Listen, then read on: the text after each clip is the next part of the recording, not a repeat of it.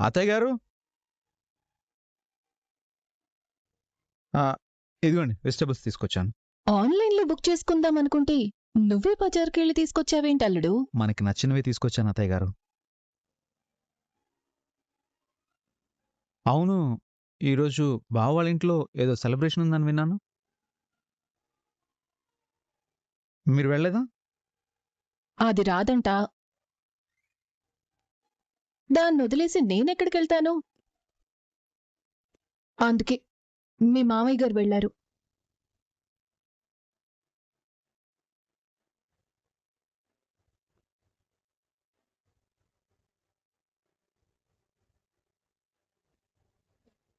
స్వప్న, మీ అన్న వాళ్ళ ఇంటికి కూడా వెళ్ళలేనంత ఇబ్బంది ఏంటి?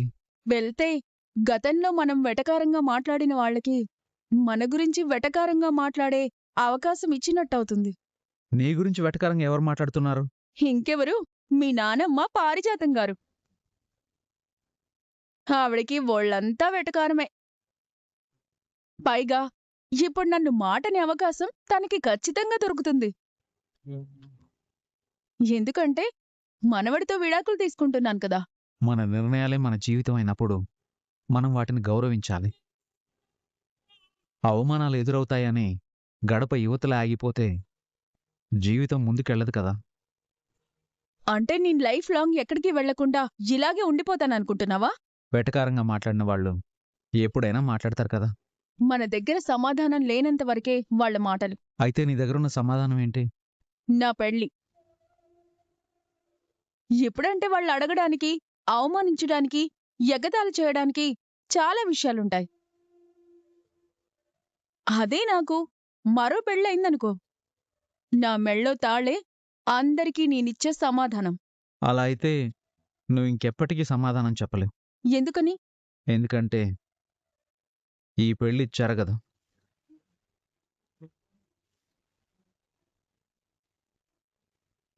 వసంత్ నీ మెళ్ళో తాళి కట్టడు.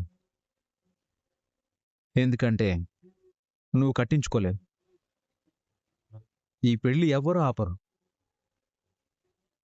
నీ అంతట నువ్వే ఆపుకుంటావు. ఈ పెళ్లి జరుగుతుంది. ఈ పెళ్లి జరగదు. నాకిలా మాట్లాడే కాన్ఫిడెన్స్ ఇచ్చింది నువ్వే స్వప్న. అదెందుకో నువ్వే ఆలోచించు.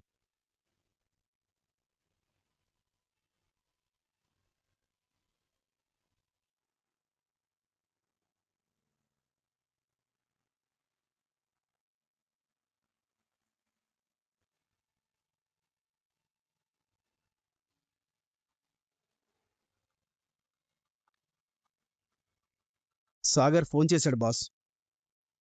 లేడని చెప్పు. మాట్లాడండి బాస్.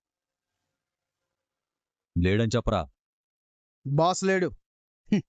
ఒక ఆడది కొట్టిన దెబ్బకి దుకాణం మొత్తం మూసేసి ఇంట్లో కూర్చున్నావా బాస్? నువ్వింత చేతకం దద్దమ్మవని అనుకోలేదు బాస్. రై రై ఎవడ్రా ఎవడ్రా చేతగాని దద్దమ్మా? నీ ఇన్ఫ్లుయెన్స్ అంతా వాడి బయటకొచ్చింది అన్ని మూసుకొని ఇంట్లో కూర్చోడానికా? ఇంకొక్క మాట మాట్లాడితే చంపుతా నిన్ను. ఆ పన్ను చేయలేవు బాస్. అదే నీకు చేతనైతే నిన్ను జైల్లో పెట్టించిన జోస్నాని ఏదో ఒకటి చేసేవాడు. వదిలేశాననుకున్నావా? మర్చిపోయాననుకున్నావా? దేనికైనా టైం రావాలరా. ఎప్పుడొస్తుంది? టైం వచ్చింది. అంటే అది చచ్చిందే. చంపను. మరి ఆ అది నన్ను చంపిందా? నువ్వు బతికినా చచ్చినట్టే కదా బాస్. దాన్ని అదే చేస్తున్నారా? చూస్తూ ఉండు. బాసు పని మీదున్నాడని సాగర్తో చెప్పు. ఎవ్వర్నీ వదిలిపెట్టను. ఎస్.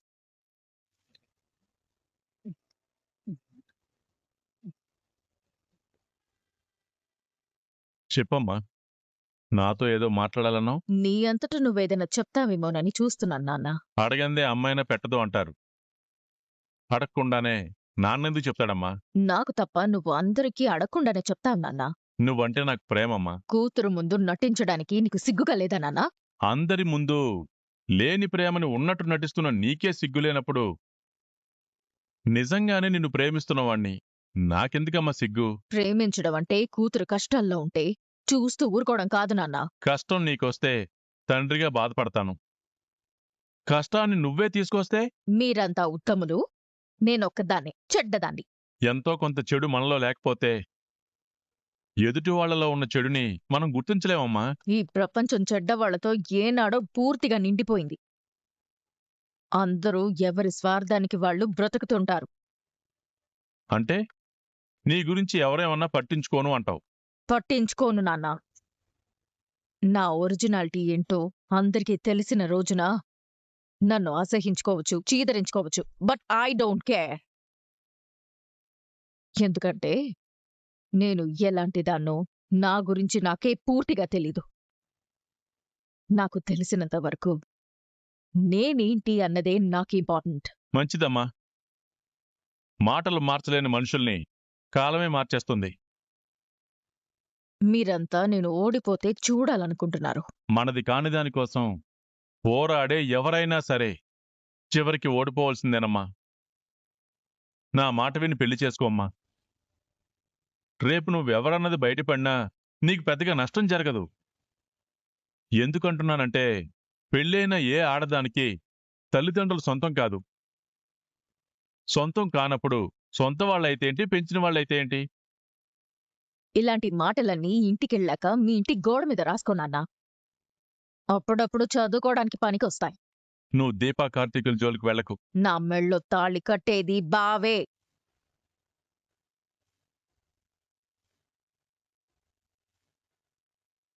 నువ్వింకా కల్లోనే బ్రతుకుతున్నావు. కల్లో కూడా పెళ్లి జరుగుతుంది నాన్నా. అలాంటివి కల్లోనే జరుగుతాయి. అత్తకొచ్చిన కలని నిజం చేసే బాధ్యత నాదే.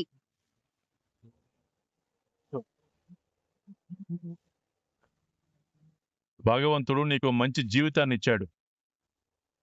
దాన్ని నాశనం చేసుకునే వరకు నిలబడేలా కనపడటం లేదు.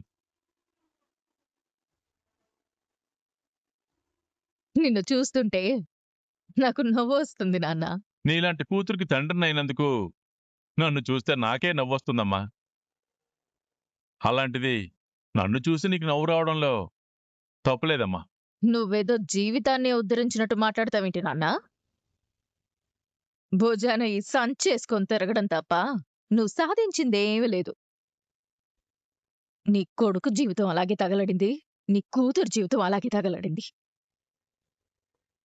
ఇద్దరికీ ఓ నమ్మకమైన భవిష్యత్తు లేకుండా చేశా. నీ తమ్ముడికేం కాదులే అమ్మా. ఎందుకంటే వాడికి దేవుడు నీలాంటి బుద్ధి ఇవ్వలేదు. అందుకే ఒక ఆడదాని దగ్గర కూడా చేతులు కట్టుకుని బ్రతుకుతున్నాడు. వాడి జీవితాన్ని వాడు బాగు చేసుకుంటున్నాడు. దాని విలువ నీకిప్పుడు తెలీదు. ముందు నువ్వు నన్ను ఎందుకు పిలిచావో చెప్పు.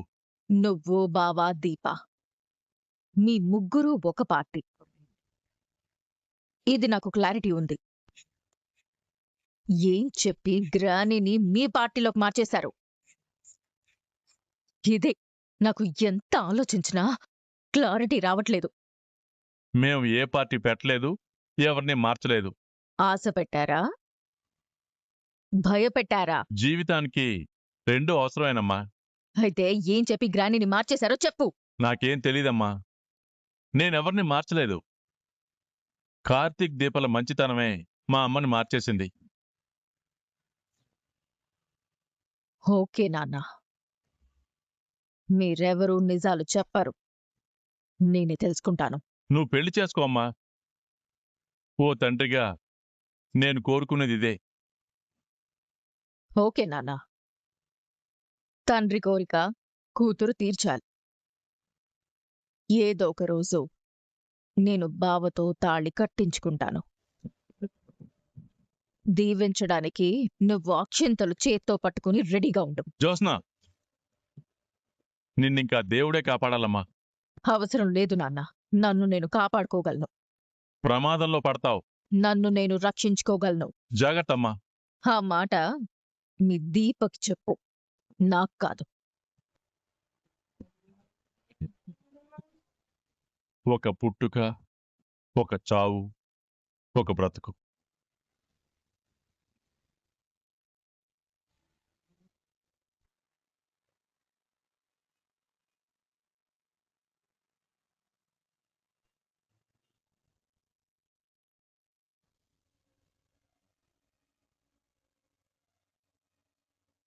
ఎంత ఆలోచించినా నేను అడిగిన దానికి నీకు సమాధానం దొరకట్లేదు కదా.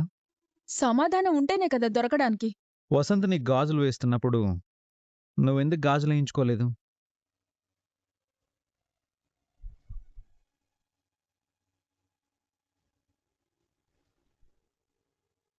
దేవుడి మీద ఒట్టేసి చెప్పు స్వప్న, నీకు మన ఇద్దరి మధ్య జరిగిన ఏదో ఒక సంఘటన గుర్తొచ్చింది కదా.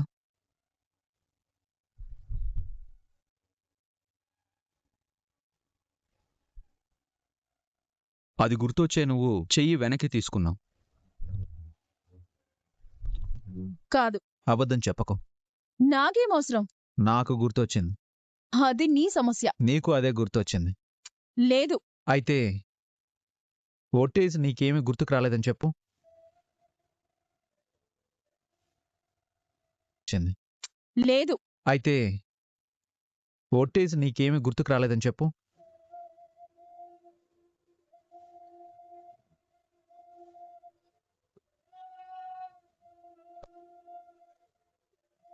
నోరు అబద్ధం చెప్పినంత తేలిగ్గా కళ్ళు అబద్ధం చెప్పలేవు స్వప్న.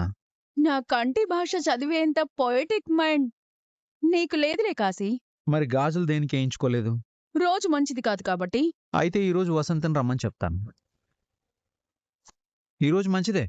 అసలు వసంత్ గురించి నువ్వెందుకు మాట్లాడుతున్నావు? నిన్న కూడా మంచిదే కాబట్టి. నీకెలా తెలుసు? అనుమానం వచ్చి పంచాంగం చూశాను. తిథి, వారం, నక్షత్రం అన్నీ సరిగ్గానే ఉన్నాయి. సరిగ్గా లేనిదేదన్నా ఉందంటే అది నీ మనసు. నా మనసును నువ్వు ఎనలైజ్ చేయాల్సిన అవసరం లేదు. నువ్వు నా మీద కోపంతో ఈ పెళ్లికి ఒప్పుకున్నావే గాని వసంత మీద ఇష్టంతో ఒప్పుకోలేదు. అయితే ఇప్పుడేంటి? గాజులు వేయించుకోమంటావు అంతే కదా? నువ్వు వేసుకోలేవు. సరే, వసంతుని పిలు, అతన్నే వేయమంటాను. అది కూడా నువ్వు చేయలేవు. అసలేంట్రా నీ ప్రాబ్లం? ప్రాబ్లం నాతో కాదు, నీతోనే. నీతోటే నీకు ప్రాబ్లం ఉంది స్వప్న. నువ్వు వద్దనే దాన్ని దూరం చేసుకోలేకపోతున్నావు, కావాలి అనుకునే దాన్ని దగ్గర తీసుకోలేకపోతున్నావు. ఒక ఆడది తన చేతికి మనసులో ఉన్న మనిషితోనే ఇష్టంగా గాజులు వేయించుకుంటుంది అని చెప్పిన నువ్వే వసంత్ గాజులు వేసేటప్పుడు చేతులు వెనక్కి తీశావంటే ఆ మనిషి నీ ముందున్నాడే గాని నీ మనసులో లేడు.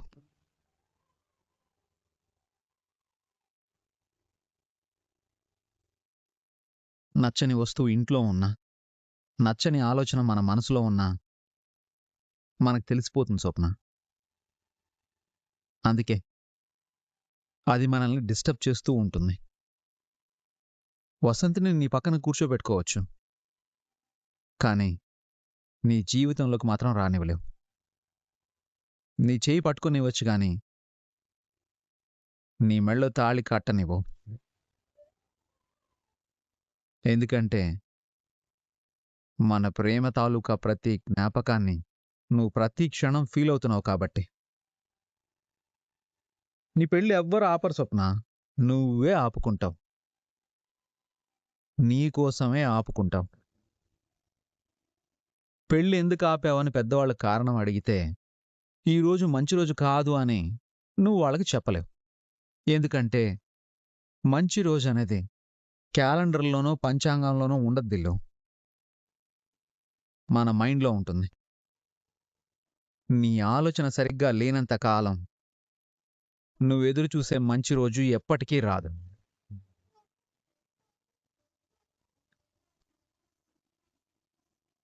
నువ్వు నన్ను యాక్సెప్ట్ చేస్తావో లేదో అనే దాని గురించి నేను మాట్లాడను.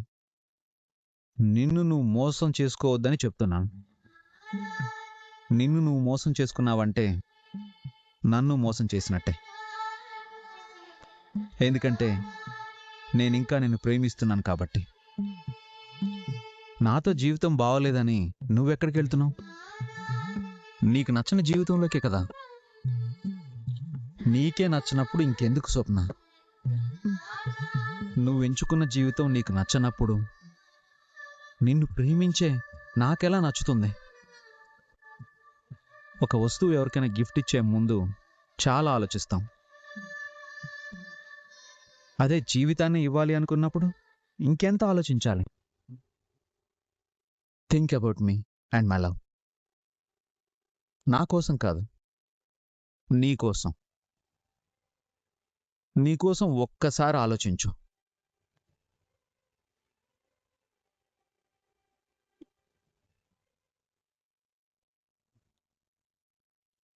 ఏంటి సుమిత్ర, నువ్వేనా దీప గురించి ఇలా మాట్లాడేది? ఇన్ని రోజులు నేను చూసిన దీప వేరు, ఇప్పుడు చూస్తున్న దీప వేరు. మనల్నెవరూ గమనించట్లేదు అన్నప్పుడు మనతో మనం నిజాయితీగా ఉంటాం. అప్పుడే మన ఒరిజినాలిటీ తెలుస్తుంది. దీపేమీ కావాలని మనం ఎవ్వరం ఆ మాటలు వినట్లేదు అనుకుని దీప అలా మాట్లాడింది. అంటే తన ఒరిజినాలిటీ ఏంటి? జ్యోత్స్నంటే దీపకి ఇష్టం లేనట్టే కదా. నువ్విలా దీపని తప్పుగా అనుకోవాలని జ్యోత్స్న ఇదంతా కావాలని చేసిందని నాకు అర్థమవుతుంది. జ్యోత్స్న గతంలో దీప విషయంలో కొన్ని తప్పులు చేసింది. అలాగే దీప కూడా జ్యోత్స్న విషయంలో చాలా తప్పులు చేసింది. కాని ఇప్పుడు అందరం కలిసిపోయాం కదా, ఇంకా ఎందుకు దీప జ్యోత్స్నని ద్వేషించడం? దీపే మన కూతురని సుమిత్రకి చెప్పాల్సిన టైం వచ్చింది. జ్యోత్స్న మంచితనం వల్లే దీప ఇంట్లో అడుగు పెట్టగలిగింది. ఎవరి మీద ఎవరు జాలి చూపించాలి? ఎవరు ఎవరిని ఈ ఇంట్లోకి తీసుకురావాలి? రావాలని రాసిపెట్టుంది కాబట్టే వచ్చింది. రావాలని రాసిపెట్టుండడమేంటి? దీప ఎవరో కాదు సుమిత్ర. నన్ను కాపాడిన ప్రాణదాత అంటారు. ఆ విషయం నాకు తెలుసు కదండి. ముందు నేను చెప్పేది విను సుమిత్ర. జ్యోత్స్నతో దీపలా మాట్లాడ్డావు నాకు నచ్చలేదు. జ్యోత్స్న జ్యోత్స్న అంటావేంటి సుమిత్ర? తన మీద అంత మమకారం పెంచుకోకు. తను నా కన్న కూతురు అండి. కాదని తెలిస్తే?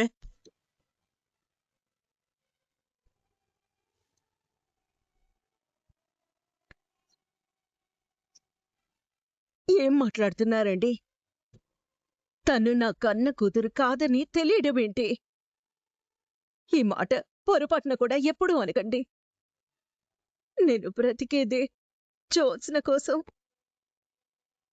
దాని మీద మాట పడ్డా, తని ఒంటి మీద గీత పడ్డా, అది ఈ తల్లి ప్రాణం మీదకొచ్చినట్టే. నువ్వు జ్యోత్స్న మీద ఇంత ప్రాణం పెట్టుకుంటే తను మన కూతురు కాదని ఎలా చెప్పగలను? చెప్పండి, తను నీ కూతురు కాదని తెలిస్తే అనే మాట ఎందుకన్నారు? చెప్పండి. అంటే సుమిత్ర, ఏ కన్న కూతురు ఏ కన్న తల్లి దగ్గర శాశ్వతంగా ఉండిపోదు కదా.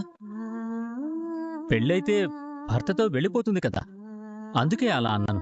అందరి కూతుళ్ళలాగా నా కూతురు నాకు దూరం అవ్వడానికి వీల్లేదు. పెళ్ళైనా జ్యోత్స్న నా కళ్ళ ముందే ఉండాలి. జ్యోత్స్న నాకు దూరం చేసే పని ఎప్పుడు చేయనని నాకు మాట ఇవ్వండి. మాట ఇవ్వండి. జ్యోత్స్న మన కూతురు కాదు సుమిత్ర. ఎప్పటికైనా సరే తను దూరం అవ్వాల్సిందే. మన కూతురు దీప. మీరు మౌనంగా ఉన్నారంటే నాకు మాట ఇచ్చినట్టే. మీరెంత మంచి సంబంధం చూసినా, ఎంత గొప్ప సంబంధం చూసినా జ్యోత్స్న ఎప్పుడు నా కళ్ళ ముందే ఉండాలి. జ్యోత్స్న నీ కన్న కూతురు కాదని తెలిస్తే నువ్వు బతకలేవని నాకు అర్థమైంది. నిన్ను కాపాడుకోవాలంటే నేను జ్యోత్స్నని కూడా కాపాడుకోవాలి.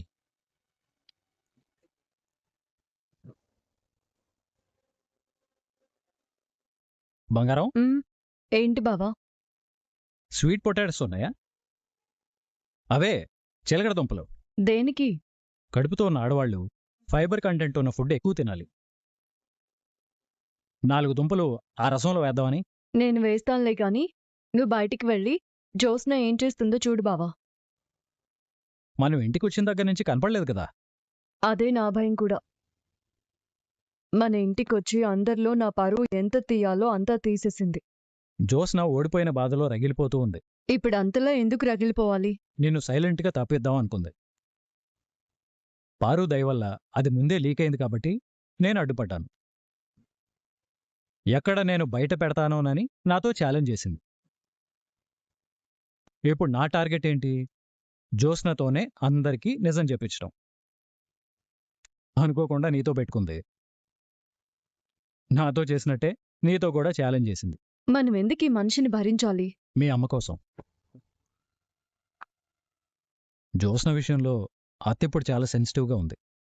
జ్యోత్స్నను ఎవరైనా వ్యతిరేకిస్తే వాళ్ళు అత్తకు కూడా యాంటీ అవుతారని జ్యోత్స్నకు తెలుసు. ఇదే స్ట్రాటజీని ఇంటి దగ్గర అప్లై చేసింది. ఇప్పుడు మా అమ్మ నన్ను తప్పుగా అనుకుంటుంది కదా. ఖచ్చితంగా అనుకుంటుంది. మా అమ్మకి నన్ను పూర్తిగా దూరం చేయడానికి జోష్నకి ఇంతకు మించిన అవకాశం రాదు. ఈ మాట నిజమే. ఇప్పుడు నా మీద ఏం తప్పుగా చెప్పినా మా అమ్మ నమ్ముతుంది బావా. నమ్ముతుందంటావా? జోష్న నమ్మించగలదు. జోస్న అతను డిస్టర్బ్ చేయకుండా పారుని యాక్టివేట్ చేస్తే ఆవిడ మాత్రం మనకేం సాయం చేయగలదు. ఈ పారిజాతం ఏం చెయ్యగలదా? హా! అమ్మా, ఎంత మాటన్నావు దీపా. ఈ పారిజాతం కామధేను లాంటిది. నువ్వేం కోరుకుంటే అది నీకిస్తుంది. నీకు నిజంగా అంత ప్రేమ ఉండుంటే ఇంటికొచ్చే విషయం ముందే చెప్పేదానివి. సర్ప్రైజ్ చేద్దామనుకున్నాన్రా. నీ మనవరాలు బానే సర్ప్రైజ్ చేసిందిగా. అదలా ఫోన్ చేస్తున్నాను నాకు తెలీదు. ఊరుకో పారు, ఆ ఐడియా నువ్వే ఇచ్చుంటావు. ఆ నాన్న తోడ్రా, నాకేం తెలీదు. కుటుంబానంతా తీసుకొచ్చి చలివిడి పెట్టించావు. దీపకి పుట్టిల్లు లేదన్న బాధను తీర్చావు. అక్కడదాకా బానే ఉంది. కాని తల్లిలాంటి సుమిత్రత్త తప్పుగా అనుకునేలా చేసావు. అనుకుంటే అనుకోనీరా. ఎప్పటికైనా వాళ్ళు ఒకటి, మనం ఒకటి. ఇలా గ్రూపులుగా విడిపోవడం అవసరమా పారు? మనమంతా కలిసి ఉండాలంటే నువ్వు ఒక పని చేయాలి. ఏంటది? జోస్న ఎక్కడుంది? అదెక్కడికో బయటికెళ్ళినట్టుందిరా. ఆవిడ ఒక గంట కనిపెట్టు. రాగానే నాతో చెప్పు. అలాగేరా. మనం అందరం చేతులు కలిపామంటే దాన్ని వెంటు తీయచ్చు. అలా అయితే ఒక చేయండి, 2 చేతులు కలుపుతాను.